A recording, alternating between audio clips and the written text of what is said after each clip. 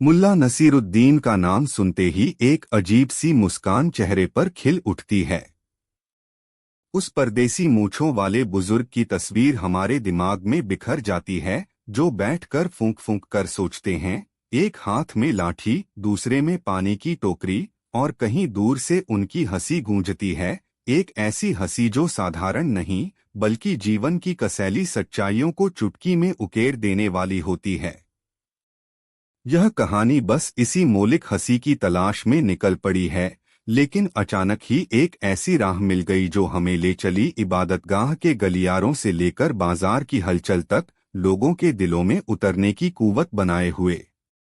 सारा जहां हंस पड़ा ये सोचकर कि मुल्ला नसीरुद्दीन क्या करेगा, क्योंकि हर बार जो करना उसका ठहाका छेड़ने जैसा ही होता है। मगर इस बार कहानी थोड़ी अलग है, थोड़ा बेमिसाल, थोड़ा उत्कंठित करने वाली, और सबसे बड़ी बात कि इसे पढ़कर आपकी आंखों में गम की नमक और हंसी की मीठी फुहार एक साथ लहराएगी।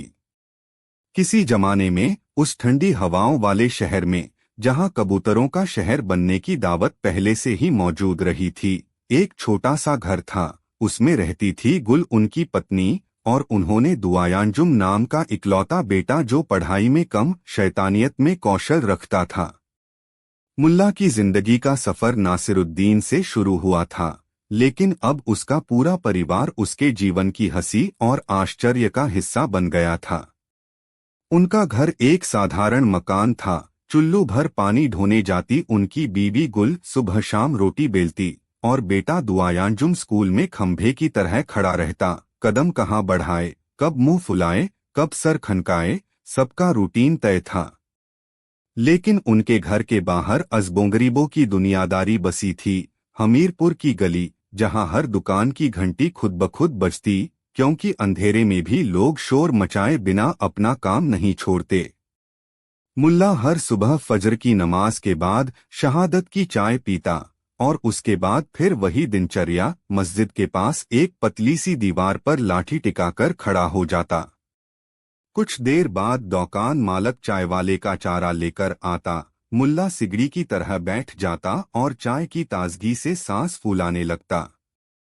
तभी सबका मन ध्यान खींचने वाली खबर फैल गई। मस्जिद की छत पर चिड़ियों का झुंड उड़ गया। किसी ने कहा ऊंट नीचे गिर गया, किसी ने कहा मुर्गा तांगे पर रुक गया। मगर सच तो यह था कि उन सबको दिल में बस ये ख्याल आया कि मुल्ला ने कुछ अजीब किया होगा।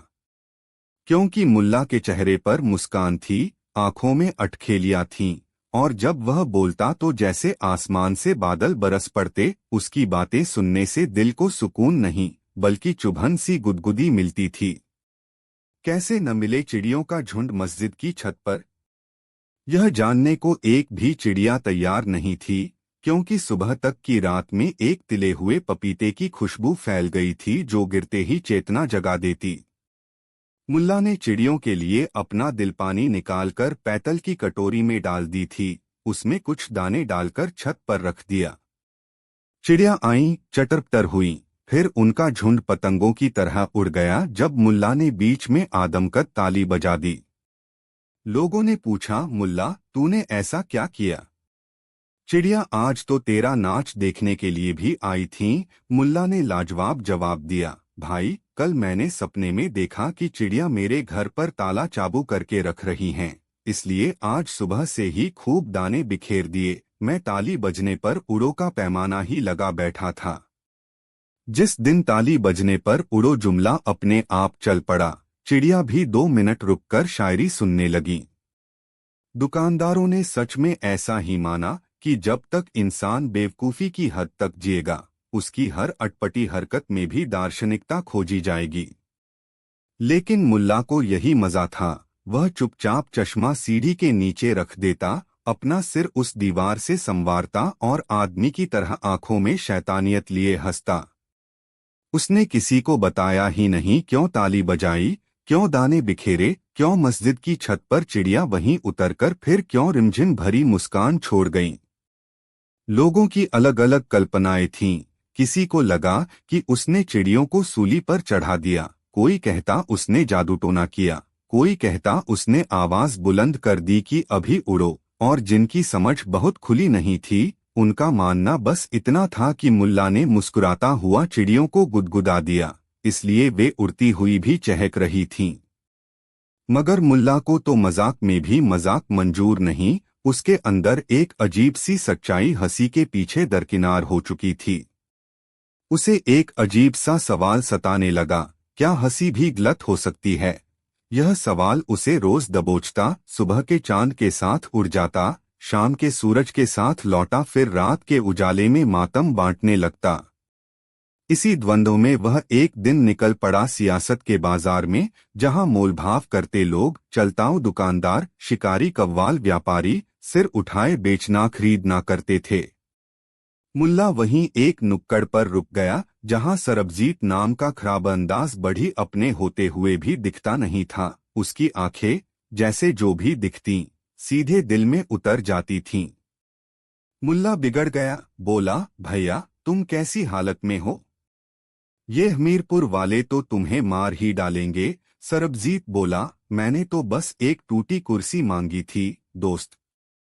मगर यहाँ लोग समझते हैं कि मैंने खुदकुशी कर ली है, इसलिए मुझ पर घोटाला करने की साजिश रची जा रही है। मुल्ला ने सिर हिलाया, अच्छा तो इस टूटी कुर्सी में तुमने क्या रखा था?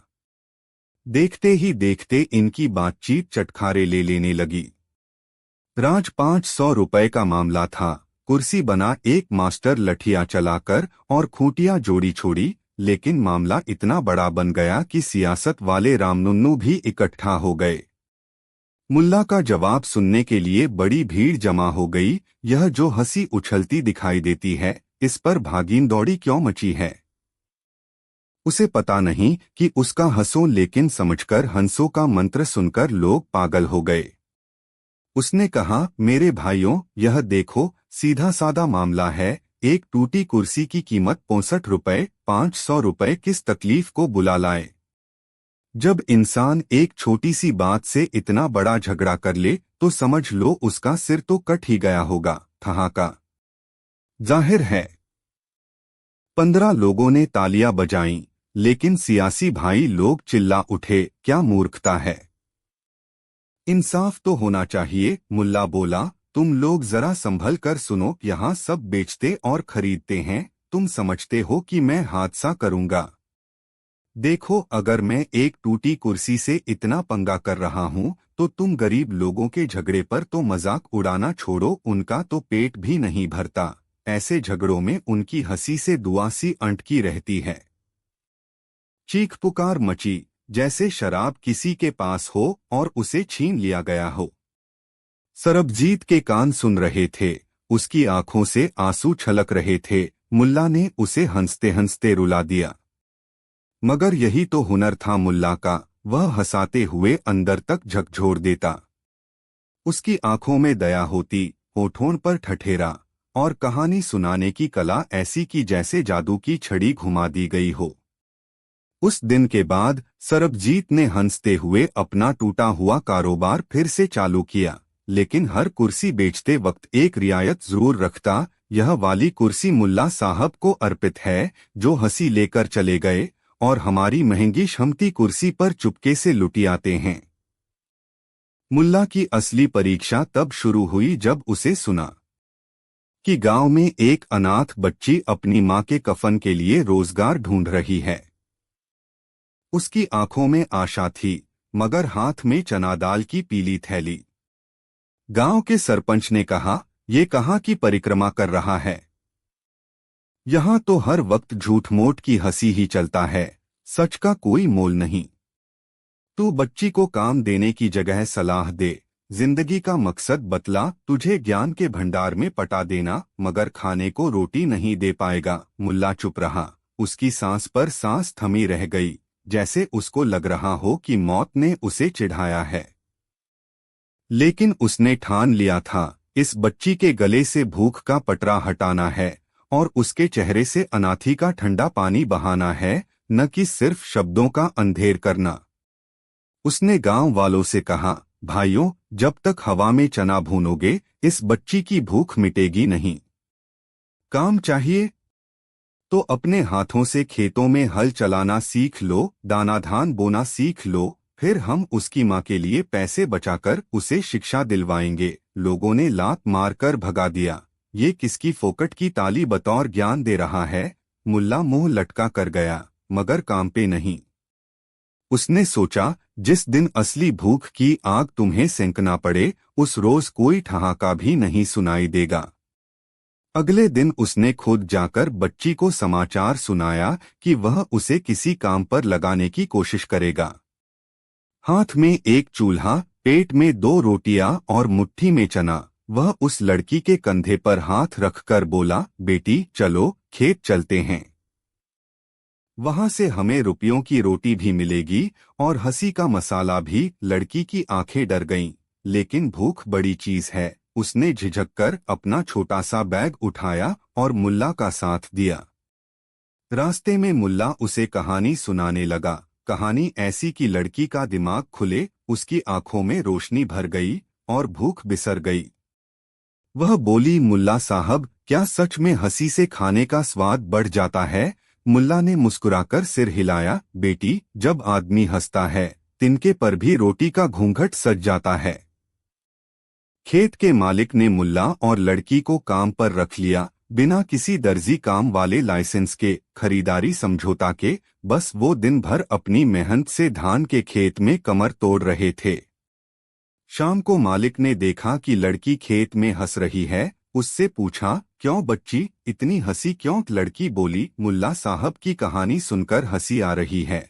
मालिक ने मुल्ला पूछा, क्या कहानी सुनाता है तू उसे? मुल्ला ने कहा, वो जो मैंने तुम्हें बताया था, हंसी की डली पर अंडा सजा के काम चलाओ तो हर दिन खाओ तो मजा आए। मालिक चुप हो गया। उसे पहली बार एहसास हुआ कि इस लड़की में आत्मविश्वास आ गया है, हंसी आई है और अनाथ होने के बावजूद आत्मा में जज्बा उमड़ा है कि कुछ कर दिखाएगी। 2 महीने बाद लड़की की माँ की आज भी गांव में गूंजती है। उसने गांव वालों को बुलाया, रोते रोते कहा, मेरी बेटी को इस मुल्ला साहब ने जीना सिखाया है, जागना सिखाया है, हंसना रुलाना सिखाया है, और सबसे बड़ी बात, उसने सिखाया है कि भूख में भी इंसान हंसकर जी सकता है। सब चौंके, कोई कुछ भी बोल पाया नहीं। मुल्ला ने सामने से शर्माए आंखों में नमी लिए कहा, भाई, जब तक इंसान हंसने के काबिल है, तकदीर उसे नहीं मार सकती। गली में अचानक ताली बजी। कुछ ने ठहाके लगाए, कुछ ने भर्राई आंखों से देखा, जैसे हवा में कोई सच्चाई गरजी थी कि इंसान की हंसी में ही उसकी ताकत छिपी होती है। समय के पहिए जब यूं टकराते हैं तो इतिहास खुद ब खुद अक्सनामा लिखने लगता है। मुल्ला नासिरुद्दीन का नाम धीरे धीरे दूर दूर तक फैलता गया। किसी ने कहा उसे मक्का जाना चाहिए, कोई कहता उसे सेफा पहुंचना चाहिए, क्योंकि उसका दिल हंसी के फूलों का बगीचा था। लेकिन मुल्ला का मकसद सिर्फ नाम पाना नहीं था। उसकी एक इच्छा थी, वह चाहता था कि हर गरीब, हर अनाथ, हर बेबस इंसान के होठों पर एक मुस्कान खिल जाए। उसने तय किया कि काबुल जाएगा, वहां की प्रदूषण भरी गलियों में भी हंसी का दीपक जला दे, क्योंकि भले ही पत्थरों की बारिश हो, अगर आत्मा में हंसी का सूरज चमकता रहे तो पत्थर भी मोती बन जाते हैं। उसने अपना गधा गुफ्फा में बांध दिया और चंद पैसे जेब में रखे जो मस्जिदों की जतनधन से मिली थीं। गुल ने आंसू छिपाकर कंधे पर रुमाल रख दिया। दुआयांजुम ने अपनी छोटी तरबूजी टोपी सर पर रखी और मुल्ला चला गया, एक ऐसी मुस्कान लेकर जो हर चेहरे की नकल कर सकती थी। काबुल पहुंचा तो देखा वहां की हालत कैसी है। सड़कें धूल से धंसी पड़ी, घरों की छतों से मलबा टपक रहा और लोग गुजर-बसर करने के लिए एक दूसरे का बोझ बनते जा रहे थे। मुल्ला ने सोचा, यहाँ तो हंसी के दाने को चलने नहीं दिया जाएगा। उसने शहर की सबसे ऊंची पहाड़ी पर चढ़ने का निश्चय किया। वहां जाकर उसने तख्ती पर लिखा, हंसी बेइज्जत नहीं होती, हंसी तो इंसान की पहचान है। पहाड़ी की चोटी पर चढ़कर उसने जोर से चिल्लाया, ओ मेरे भाइयों, जो हंसी को अपना धर्म बना ले, उसे कोई तलवार नहीं काट सकती, कोई गोली नहीं मार सकती। काबुल के लोग हैरान रह गए। वे तो ज्यादातर लोग बंदूक की रिमझिम में जीते थे। अब अचानक किसी मजाकिया बुजुर्ग ने हंसी की बातें शुरू कर दी। मुल्ला ने बाजारों में जाकर चिड़ियों को दाना खिलाया, बच्चों को फिसलपट्टी पर झुलाया और बूढ़ों को छुप छुप कर पान खिलाया। कहीं उसने ताली बजाई तो लोग अपने अपने मोहल्लों से निकल आए, सलामन मस्ते कहा और पूछा, मुल्ला साहब आप क्यों इतनी हंसी बांट रहे हैं? मुल्ला बोला, जब तक इंसान के दिल में खट्टा रस नहीं मिलेगा वह खट्टू दुनिया में मीठा नहीं देख सकता। ये बात सुनकर 14 सिखाए, स्वामी, पंडित, मस्जिद वाले सबने सर झुका लिया। पर मुल्ला ने किसी का भला बुरा नहीं पूछा, उसने बस हंसते हंसते इनका दिल जीत लिया। एक दिन काबुल में एक भीषण आग लग गई। काफिले के व्यापारी परेशान हुए, आग बुझाने की मशीनें न पहुंच सकीं। लोगों की चीखें गूंजी, घर उजड़ गए। पर मुल्ला वहीं पहाड़ी से नीचे उतर आया, हाथ में एक हाथी की हिम्मत लिए, आंख में एक ताकत भरे सवाल के साथ, क्या इस आग को हम अपनी हंसी से बुझा सकते हैं? सभी ने हंसे हंस कर कहा, मुल्ला तू पागल हो गया। मुल्ला बोला, इस आग का असली इरादा हमारा आशियाना झोंकना है, लेकिन जो आशियाना इंसान खुद बनाए उसे कोई आग नहीं जला सकती। उसने पास के कुएं से पानी लाकर सबके हाथ में एक एक बर्तन थमाया और हंसी की फुहार छोड़ी। जब पानी आता है तो रुक कर रुके नहीं, गोल गोल चलो, हंसी की लकीर खींचो, फिर देखो आग भी नाचती चली जाएगी। लोगों ने झिझकते हुए पानी डाला, आग की भभूत में धुआं छंटा, मगर चिंगारी फिर भी बची थी। मुल्ला ने ताली बजाई, चिल्लाया, अब जो भी पानी मेरी तरफ आया उसे लाने वाली झलक हंसी भरी हो। हर कोई हंसने लगा, जैसे बंजर खेत में सितारों की बरसात हो गई। आग बुझ गई, लेकिन उस आग पर जो चोट लगी वह सिर्फ पानी की नहीं बल्कि मिलजुल कर हंसने की थी। काबुल के गिरेज़मीन हुए लोग खड़े रहे, आंसू पोंछते हुए, और मुल्ला की मुट्ठी बंद की। देखा, इस कदर की आग को बचपन की हंसी से भी बुझाया जा सकता है। वहां से निकलते ही काबुल वासियों ने रुपया भेजा, धन दौलत की पुरवाई की, मगर मुल्ला बोला, भाई ये धुआं है, उड़ जाएगा। जो आंखों में चमक बनकर बचेगा वह मेरी सच्ची दौलत है, जो हंसी के फूल खिलाए। मुल्ला का नाम केवल काबुल तक सीमित नहीं रहा, उसके बाद वह सिया शहर पहुंचा, जहां के ज्यादातर लोग बातें सुनकर ही नाराज हो जाते। मुल्ला का नाम सुनते ही उनका गुस्सा 7वें आसमान पर तैर उठा। कौन है यह मूर्खबाज जो हमारी फैशन दुनिया में हंसी की बात फैलाएगा? मुल्ला वहां किसी पेशेवर मुख्यमंत्री से कहा, भैया, जब शहर में हंसी की वैधता न हो तो लोग जिंदगी के नक्शे को क्यों न जल को? मैं तो सिर्फ यह बताने आया हूं कि एक मुस्कान ही उस नक्शे को नया रंग दे सकती है। मुख्यमंत्री ने उसे कारागार में ठेल दिया। उस पर लगे थे आरोप कि वह लोगों को मूर्ख बना रहा है। मुल्ला ने झुककर कहा, यदि मेरी हंसी ही अपराध है तो मैं तो अपराधी बनकर रहूंगा। पर याद रखना, जो अपराध में हंसी समा जाए वह असली जज नहीं बल्कि एक तीर चलाने वाला जीतता जाता महत्वाकांक्षी है। जेल के दरवाजे बंद होते ही मुल्ला ने वहीं एक दीवार से टकराकर कहा, यह दीवार सिर्फ कैद रखती है, पर मेरे भीतर का उल्लू एक तितली की तरह उड़ता रहेगा। जेल में उसने बांधे लोगों को कहानी सुनाना शुरू कर दिया, जैसे आम के पका हुआ टुकड़ा जुबान से छूकर मुंह तक पहुंच जाता है। उसकी कहानी सुनकर बंद दरवाजे खुद ब खुद खुलते गए और बंदियों ने कहा, मुल्ला, हमें उनसे नफरत थी, पर तेरी बातों ने हमें फिर इंसान बनाया। मुल्ला मुस्कुराकर बोला, तुम्हारी रंजिश मिट गई, क्योंकि इंसान की रंजिश को मिटाने में हंसी सबसे तेज बाल्टी है।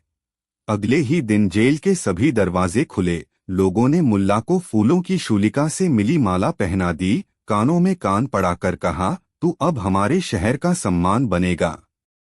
मुल्ला तो शांत था, उसकी आंखों में आंसू थे, लेकिन होंठ पर वही चमत्कारी ठहरा था, जब इंसान हंस रहा हो तो चाहे उसे कई बार गिराया जाए, वह उठेगा और छत से चिपके रहेगा। एक बार मुल्ला का ज्ञान 14वीं दुनिया तक पहुंचा, जहां लोग तारों को भी उकेर लेते, लेकिन इन तारों को जोड़कर आत्मा का नक्शा बनाना भूल गए थे। मुल्ला ने उस 14वीं दुनिया में एक बड़ी हुकूमत स्थापित कर दी, उसने एक ऐसा मैदान बनाया जहां कोई भी राजकुमार नहीं, कोई भी अमीर नहीं, बस सबकी हंसी का मेला लगता। हर शाही घोड़ा, हर बाजीगर, हर कवि, हर साधु, हर फकीर जरूर लाइन में चलते, क्योंकि जगह थी सिर्फ एक, दी प्लेस ऑफ लाफ्टर। लोग उसे ताज देते, लेकिन उसने ठुकरा दिया। मैं तो इंसानों को बताना चाहता हूं कि हम सब राजकुमार हैं, हमें किसी ताज की दरकार नहीं। यही कहानी जब हम गांव लौटकर सुनाते हैं तो हर शख्स की हंसी अपनी अपनी तारीख में ठहर जाती है। मुल्ला ने फिर वापस उस घर को सराहा जहां गुल अपनी रोटियां बेल रही थी, दुआयांजुम अपने खंबे से टकरा रहा था और वो गधा खून खौलता हुआ बगल में खड़ा था। उन्हें देखकर मुल्ला की आंखों में कशमकश हुई। फिर उसने जोर से ठहाका लगाया, देखो, यही मेरी दुनिया है, जहां हंसी की रोटी रोज बिकती है, जहां मुस्कान का तेल कभी खत्म नहीं होता। गुल ने जूठे बर्तन पार लगाए। दुआयांजुम बाजार से लौटकर आया। गधे ने अपना सर छाया और मुल्ला ने सबको इकट्ठा करके कहा, भाइयों, हमने इस सफर में एक मंतर सी सीख पाई है कि जब इंसान हंसकर चलता है तो कदम भी अक्सर ताजमहल बन जाते हैं। चाहे जिंदगी त्रासदी हो या सौगात, उसका सुकून तब आता है जब आत्मा हंसी के गीत पर थिरकती है। और इस तरह मुल्ला नासिरुद्दीन की हंसी खानी अपनी आखिरी मुहर लगाती है, वो मुहर जो दिखाती है कि इंसानियत में जो असली रस है वो हंसी की बूंदों में बरसता है। चाहे इस कहानी पर 10,000 शब्द लिखे जाएं, पर इसका सार बस इतना है, जब इंसान दुनिया की भीड़ में खो जाता है, उसे बस एक ठहाका चाहिए, चाहे वो ठहाका उसकी रूह ही क्यों न छू लेता हो। तब उस ठहाके में जलते सारे सवाल बूंद बूंद बनकर फूटते हैं और दिल फिर से हंसी की फरिश्ता बन जाता है।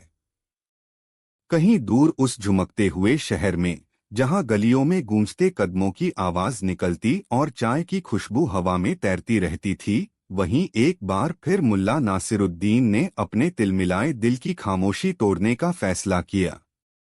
इतनी बार उसकी हंसी ने जिंदगी को चीर दिया, इतनी बार उसकी चालाकियों ने लोगों की आंखों में आंसू और होठों पर मुस्कान दोनों ला दी, और फिर भी उसका मन सबसे बड़ी उलझन में पिसता रहा, क्या सचमुच इस दुनिया में इंसान अपने जज्बातों का भेद नहीं तोड़ सकता?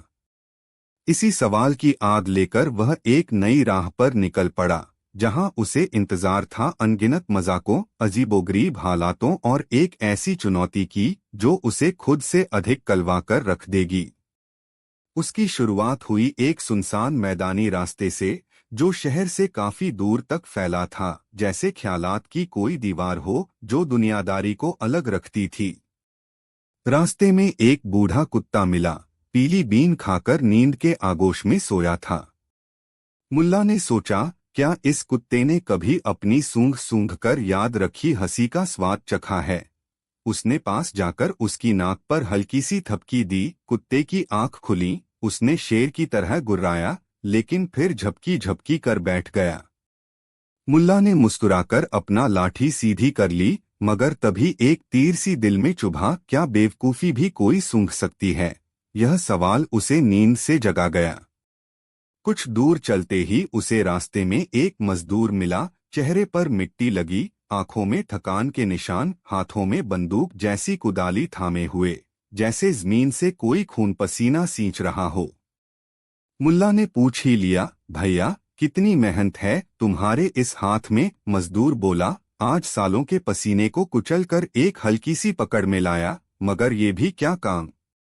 बस एक मुट्ठी मिट्टी और कुछ लकीरें मेरे हाथ में छोड़ गया। मुल्ला ने जोर से ठहाका लगाया, अच्छा, तू मिट्टी को कुदाल से काटता है, मैं मिट्टी को कहानी से काटता हूँ। देख, जो मिट्टी मेरे हाथ में आ जाए, तिनके की हंसी में बदल जाती है।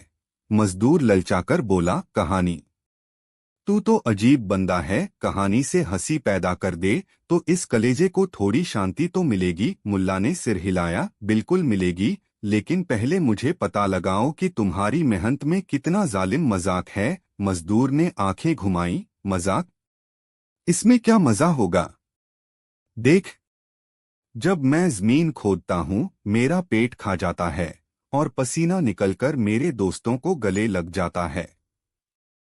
मुल्ला ने हंसकर कहा, भाई पेट को भरना है तो हंसी की हल्की सी रोटी भी खिला ले। देख मैं एक मजाक सुनाता हूँ। किसी ने कहा, मिट्टी को पैट्रियट मार दी। माटी जी उठी, बोली, मैं तो सिर्फ इंसानों की सड़ीसड़ी आदतों की वजह से हुई हूँ। मजदूर थोड़ी देर ठहरा, फिर मुस्कुराकर बोला, अच्छा ये तो बड़ी अजीब बात हो गई। मिट्टी के अंदर भी इंसानों की बेजाई होती है। मुल्ला ने आंखें चमकाकर कहा, बिल्कुल, इसीलिए हंसी जरूरी है। मजदूर ने ठहाका लगाया, तू बड़ा खास है मुल्ला, तेरी हंसी में वो ताकत है कि इंसान अपनी भूख को भी भूल जाए। मुल्ला मुस्कुराया, भूख भी खत्म होती है, बस इंसान की आत्मा में हंसी की काली मिट्टी चुभ जाती है, तो फिर देखना भूख खुद ही जलकर राख हो जाती है। मुल्ला ने मजदूर का हाथ थामकर कहा, चलो तेरे साथ खेतों में चलता हूँ। मजदूर ने सिर हिलाया, हाँ चल। दोनों साथ साथ चलते रहे। रास्ते में मुल्ला ने मजदूर को अपनी जिंदगी की परेशानियां सुनाई। कभी मस्जिद की छत पर चिड़ियों की शोरगुल, कभी गांव की अनाथ बच्ची की टूटती उम्मीद, कभी काबुल की आग में गुजरे परिवार की कलेजी चीरे दास्ता। मजदूर उसकी बातों से गदगद हो गया। आंखों में कुछ आंसू उभर आए, लेकिन उसने हंसना नहीं छोड़ा। उसकी हंसी के पीछे झांका तो एक समंदर नजर आया जो दर्द की लहरों को काबू में रखता था। समय के पहिए घूमे और दोनों पहुंचे एक खुले खेत पर जहां सरसों की नाजुक पीली फसल लहराती थी। हवाओं ने हल्की सी सरसराहट फैलाई और मोहल्ले में तो बस यही गूंज थी, मुल्ला आया है, मुल्ला आया है। लोग बाहर के रास्ते पर खड़े हो गए, मुंह पर सरसों की खुशबू और आंखों में अजीब सी ताजगी लिए, जैसे किसी पुराने मेले का स्वागत हो रहा हो। मुल्ला ने एक हाथ उठाया, भाइयों बहनों, जो हंसी की शक्ल पूछे बोला देता हूँ, ऐसी की हल्की सी तारीख बन जाए। तभी गांव के सरपंच की गाड़ी आ घुसी। चचेरे मुंडे लात मारते हुए बाहर उतरे। सरपंच खुद हाथ में छड़ी लिए आगे बढ़ा, जैसे अदालत में कोई भारी भरकम रसोई चला रहा हो। उसने पूछा, मुल्ला तुम इतने दिनों से गायब थे, अब कहाँ से आए? मुल्ला ने सिर झुकाया, सरपंच साहब मैं तो बस अपनी आत्मा ढूंढने निकला था, लेकिन आत्मा तो मिली। अब बताओ कि तुम्हारे गांव में हंसी कब पैदा होती है? सरपंच ने आंखें फाड़ी, हंसी?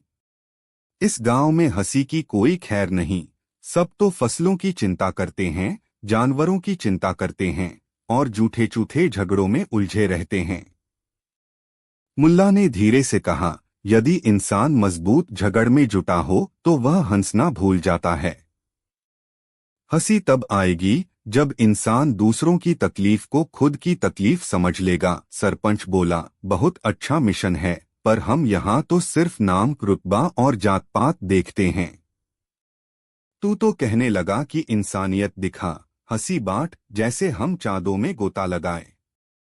मुल्ला मुस्कुराकर बोला, है चांद, है तारे, पर इंसान की आत्मा के दरमियां जो चमक होती है वह हंसी की वो लौ है। चलो तुम सब मेरे साथ आओ। सरपंच ने हैरानी से पूछा। कहा? मुल्ला ने कहा कि बीचों बीच है एक बूढ़ा बरगद का पेड़, उसके नीचे एक सुस्त कुआं है, चलो वहीं बैठते हैं। गांव वाले बड़ी दिलचस्पी से उसके पीछे पीछे चल पड़े। बरगद के पेड़ ने अपनी शाखाएं फैला रखी थीं, जैसे कोई विशाल छत्र छाया दे रहा हो। मुल्ला कुएं के ढक्कन पर बैठ गया। गांव वाले चारों ओर गोल गोल खड़े हो गए। थोड़ी हवा चली, पेड़ की पत्तियां सरसराई और मुकम्मल खामोशी टूट गई। मुल्ला ने आंखें बंद की और कहने लगा, एक बार की बात है, एक आदमी अपनी पत्नी के साथ जंगल में जा रहा था। रात हो गई, अंधेरा गहरा गया, दोनों रास्ता भटक गए। वहीं एक शेर आ गया। आदमी डर गया। उसने अपनी तोप निकला ली और गुस्से में बोला, तू मेरी पत्नी को छुएगा तो मैं तुझे चीर डालूंगा। शेर ने गुर्राया, मैं जानवर हूँ, तेरी पत्नी अगर कोई मिठाई न हो तो क्यों मुझे गले लगा रही है? आदमी हक्का बक्का रह गया। उसने कहा, भाई तू कहाँ मांग कर आया? हम तो हमारी दूधोई पत्नी की घंटों से तलाश कर रहे थे। गांव वाले हंस पड़े। उनमें से कुछ ने आंखों में चमक ली, लेकिन एक आनट झानट की लाइन से एक बड़ा अड़ियल आदमी खड़ा था। उसके हाथ में लकड़ी का डंडा, चेहरे पर पानी की बूंद सी पड़ी थी। वो पसीना नहीं, आंसू था। मुल्ला ने उसे देखा और मुस्कुराकर बोला, भैया, इतनी जबरदस्त ताकत रखने के बाद भी तू कहाँ छुपा रहता है? शख्स ने जवाब दिया, मैं तो बस अपनी ताकत दिखाता हूँ, कोई देखे तो डर से भाग जाए। मुल्ला बोला, ताकत है, मगर हंसी कहाँ है? शख्स बोला, हंसी? मैं हंसता नहीं, मैं सिर्फ हर किसी को डराता हूँ। मुल्ला ने आंखें तेज कर दी। अच्छा, यदि मैं तुझसे कहूँ कि डराना छोड़कर हंस ले तो क्या तू कर सकता है? आदमी ठिठका, हंसू? मैं तो किसी की मजाक उड़ाने में ही खुश रहता हूँ। मुल्ला ने मुस्कुराकर कहा, देखो, एक बार की बात है, एक जलिजलाए पेड़ के पास एक लकड़ी का टुकड़ा पड़ा था। लोग कहते थे कि इसे जलाकर राख कर दो, कोई काम का नहीं। एक दिन एक बच्चा आया, टुकड़ा उठाया और हंसते हुए उसी पेड़ पर फेंक दिया जिस पर वो जली हुई लकड़ी थी। पेड़ बोला, तू मुझे क्यों जला रहा है? बच्चा बोला, नहीं, मैं तो हंसी का फूल उगा रहा हूँ। आदमी ने माथा फाड़ किया, यह क्या बकवास है? मुल्ला ने कहा, देखो, डराने से दिल में दरार आती है, पर हंसाने से दिल का मैला मिट जाता है। अब मैं प्रश्न करता हूँ, क्या तू अपनी ताकत का एहसास हंसी में भी कर सकता है? आदमी कुछ न बोला, आंखों में झंझनाहट थी, कहीं अंदर जोर से कोई दबी आवाज बुला रही थी। हल्की सी खड़क लड़की की तरह वह हंसना चाह रहा था, मगर रुक रहा था। तभी मुल्ला ने ऊंचे स्वर में सुनाया, एक दिन एक भैंस नदी के किनारे बैठी थी। अचानक नदी का पानी बढ़ गया। भैंस घबराकर बाएं दाएं दौड़ी, पर कोई रास्ता नहीं मिला। उस समय एक काला कछुआ पास निकला। भैंस बोली, भाई कछुआ, मैं डूब जाऊंगी। कछुआ बोला, डर मत, ऊपर चढ़ जा। भैंस उठकर उस कछुए की पीठ पर चढ़ी, मगर पानी ने फिर सवार हो लिया। कछुआ बोला, तू डर क्योंती है? मैं तेरी पीठ पर बैठा हूँ। भैंस बोली, अरे, तेरे साथ बैठकर मैं कैसे हंसूं? कछुआ बोला, जब भैंस पानी से डरकर भागे तो वह खुद ही हंसी की कहानी बन जाती है। उस बड़े आदमी ने जोर से ठहाका लगाया। पहले तो झिझका, फिर अपनी हंसी से खुद भी डर गया, मगर रुक न सका। गांव वालों ने तालियां बजाईं, हवा के झोंकों ने पेड़ की पत्तियां हिलाईं, और मुल्ला खामोश बैठकर मुस्कुरा रहा था, क्योंकि उसने जान लिया था कि उसकी हंसी की ताकत ने सबसे बड़े डर को भी चीर डाला।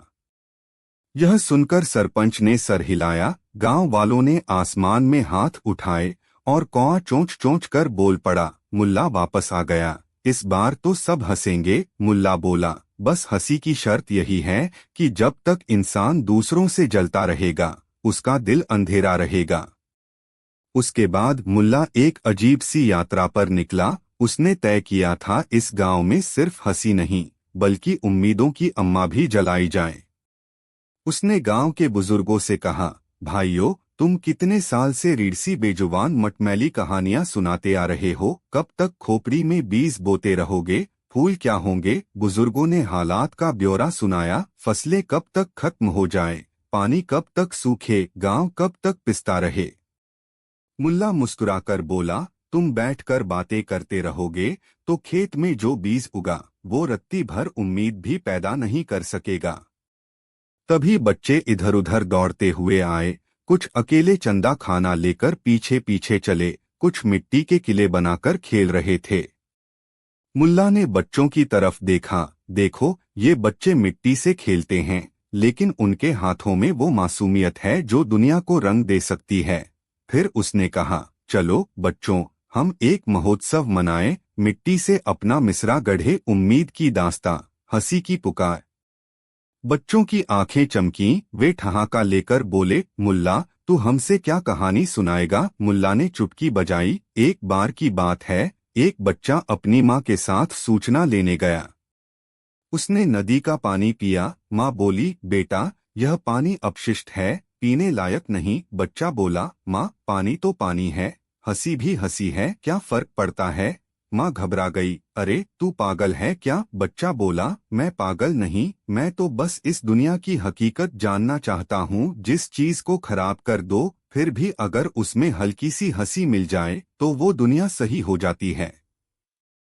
बच्चे जोर जोर से हंसे और गांव वाले भी दूर भीड़ में छुपकर उनकी हंसी सुनने लगे, क्योंकि जिस बच्चे में इतनी मासूमियत हो उसकी हंसी में ज़माने भर का दर्द छिपा हो सकता है। मुल्ला ने उनके बीच मिट्टी उछाली। जीवन के इस मैदान में जिस तरह मिट्टी को तपाकर ईंट बनाते हैं, उसी तरह हंसी को तपाकर इंसान की आत्मा को सशक्त बनाते हैं।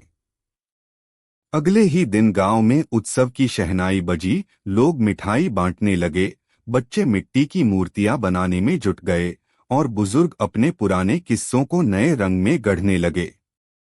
मुल्ला ने एक कोने में बैठकर धूप में तपकर पलकें बिछाईं। देखो, इसी भीड़ में एक ठहाका छिपा है, जो किसी के कानों तक गया तो उसे ताजगी का आभास होगा। तभी एक नौजवान व्यापारी गांव में आया, चेहरे पर लाल टोपी, हाथ में चमकदार तौलिया, आंखों में एक तरह की बेचैनी। उसने मुल्ला को देखा। तू कौन है? मुल्ला ने आंखें बंद कर लीं। मैं तो बस एक हंसी का ठेकेदार हूँ, व्यापारी बोला। हंसी का ठेकेदार? मैं तो दिन रात कमाई के झमेले में उलझा हूँ, हंसी को खो दिया। मुल्ला मुस्कुराकर बोला, तू अपनी कमाई के खेत में कितना पानी दे रहा है? हंसी को सींचना भी एक कला है, व्यापारी ने माथा पकड़ा। अच्छा तो बता, हंसी को कैसे सींचूं? मुल्ला ने एक बड़ा सा इंस्टॉलेशन खींचा, नई मिट्टी का गड्ढा खोदा, उसमें बाजरे के दाने, सरसों के दाने फैलाए और बोला, तू अपनी कमाई में इतने दाने बो दे कि जब खेत लहलहा जाए तो हर दाने की डाल पर एक मुस्कान खिल जाए। फिर देख, कमाई का तीखा स्वाद भी मीठा लगेगा। व्यापारी ने दाने बिखेरे, खेत में हल चलाया और देखा कि जमीन से उठती थोड़ी सी धूल पर भी एक अजीब सी चमक आ गई, जैसे हर धूल की कण में हंसी का बीज दबा हो।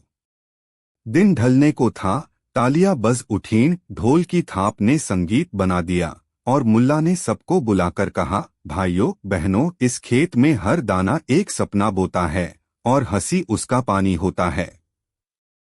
अब बताओ, खेत में कितने फूल खिले? गांव वाले सबने मिलकर गिनती की, लाखों फूल, और उन फूलों में एक एक मुस्कान खिली थी। मुल्ला ने आंखें नम कर लीं, देखा, यही हंसी की ताकत है जो मिट्टी को भी स्वर्ग बना देती है।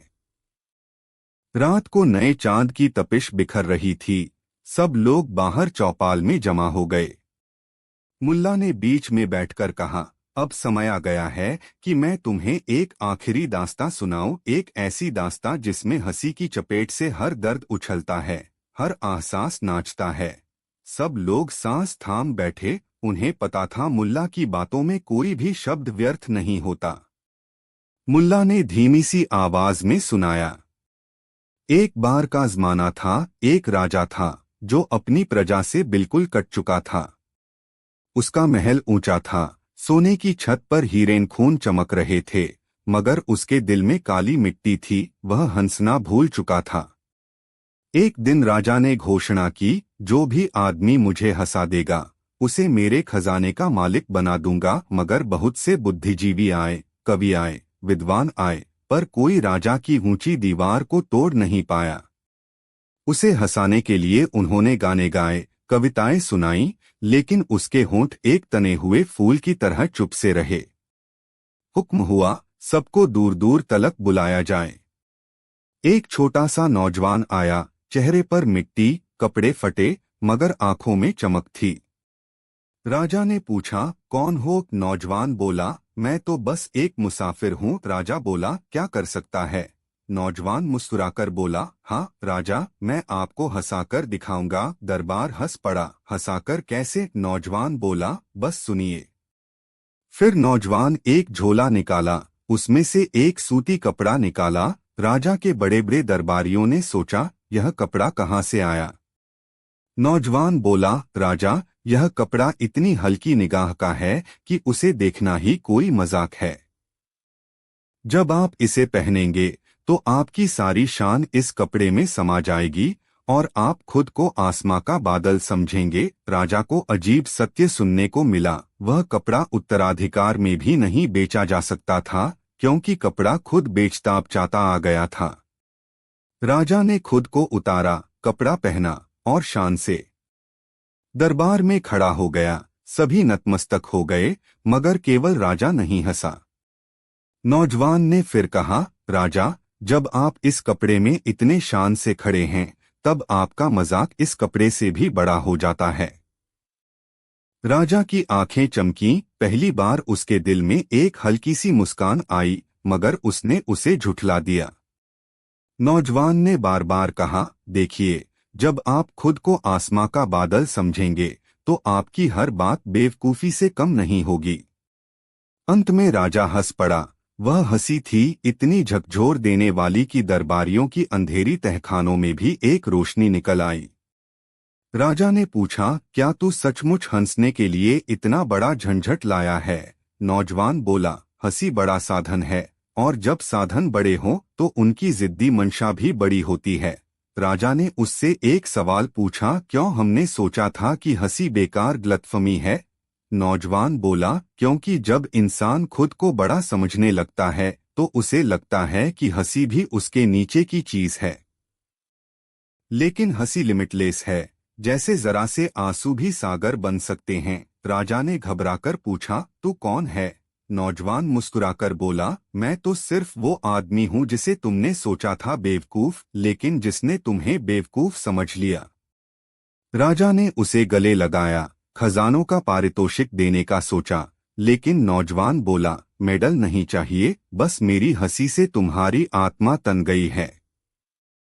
अब लौट आओ, खाना खाओ, अपनी रानी से मिलो, हंसो, क्योंकि यही हंसी तुम्हारी असली ताजगी है। और फिर नौजवान गायब हो गया। राजा ने देखा, वह हंसी के दीपक की लौ में समा गया था, जिसने राजा को महल की दीवारों से आगे इंसानियत के मैदान तक पहुंचा दिया। ये कहानी सुनकर गांव के सरपंच की आंखें नम हो गईं, व्यापारी के होठ कांप उठे, बच्चे खुशी से लोटपोट हो गए, और बुजुर्ग सुकून सी सांस लेकर बोले, मुल्ला, यही सच है, हंसी सबसे बड़ा खजाना है। मुल्ला ने धीरे से ठहाका लगाया, अब देखो, जब तक इंसान खुद को इन हकीकतों से दूर रखेगा, उसका दिल तन्हाई में करबला बन जाएगा। लेकिन जो आत्मा हंसी के संग नाचेगी, वह अंधेरी रातों को सुरभित सपनों में बदल देगी। उस रात गांव में चांदनी बिखरी, धूप की बदली सी बैली पर चमक रही थी।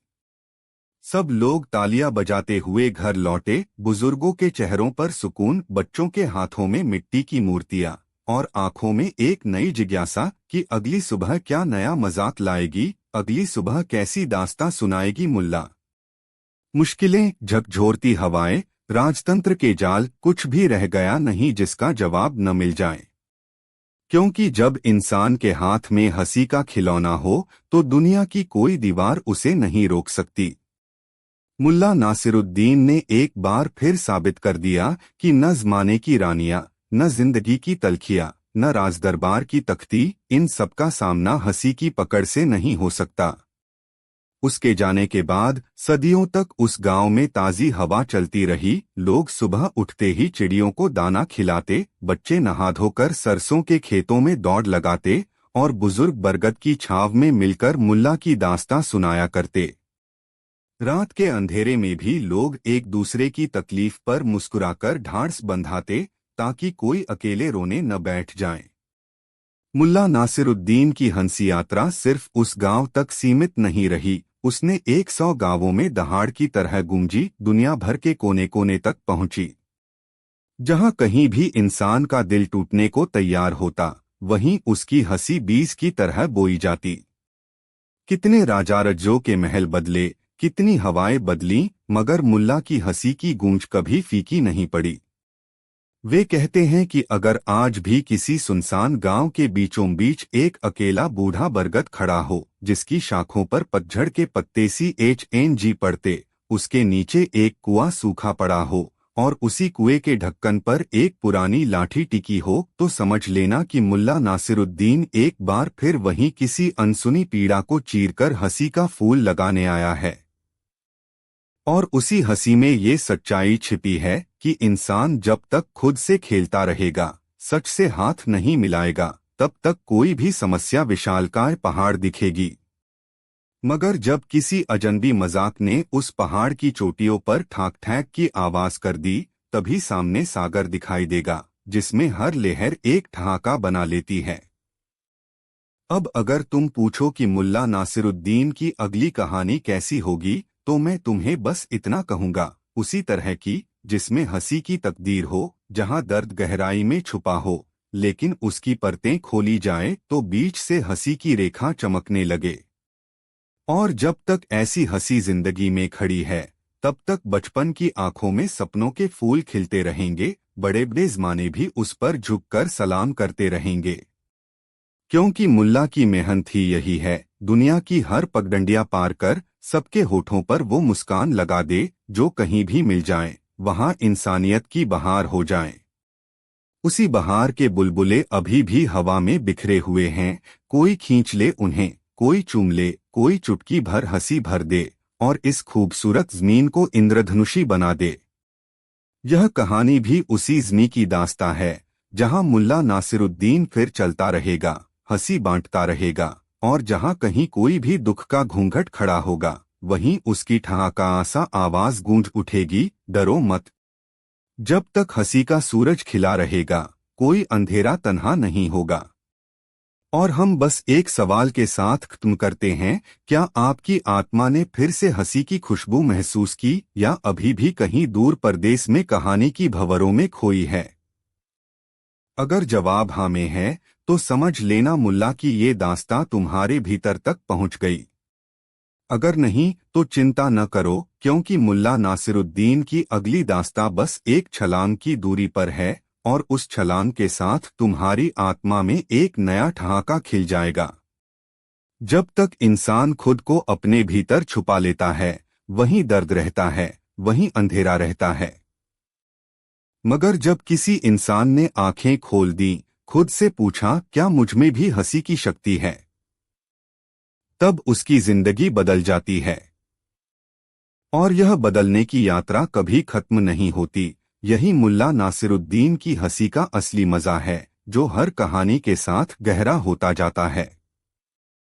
यह कहानी यहीं समाप्त नहीं होती, वह बस शुरुआत है आने वाली दास्ताओं की, जो हमें हमेशा याद दिलाती रहेंगी कि दुनिया की हर तकलीफ का जवाब एक अच्छी हंसी में छुपा होता है। बस हमें ढूंढना होता है वह ठहाका, जो अपने भीतर की मिट्टी को परावर्तित कर चमकता हुआ सितारा बना दे।